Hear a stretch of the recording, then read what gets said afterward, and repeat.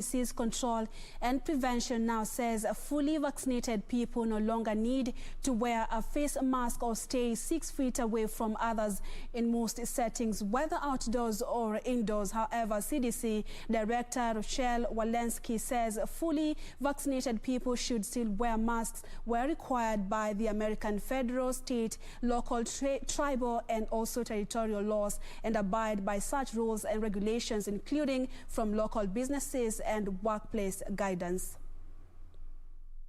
The U.S. Centers for Disease Control and Prevention has amended its guidance for fully vaccinated Americans, no longer recommending masks indoors or outdoors, including in crowds.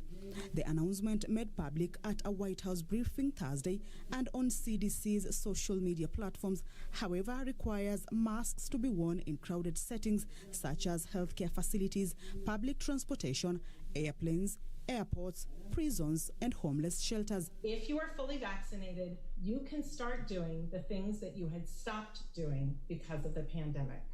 We have all longed for this moment when we can get back to some sense of normalcy.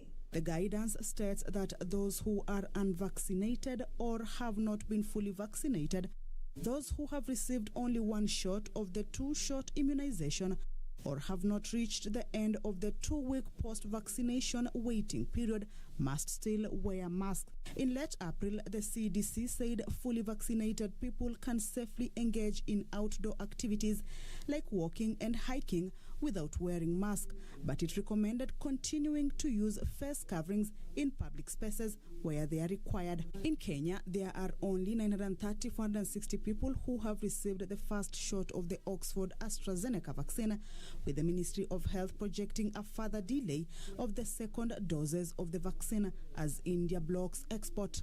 The first group to be immunized in March this year was expected to take their second jab at the end of April. However, the National Task Force on COVID-19 Vaccines Deployment and Vaccination revised the interval period for the administration of the second doses to 12 weeks. This means the country will begin administering the second dose of the vaccine from the first week of June this year.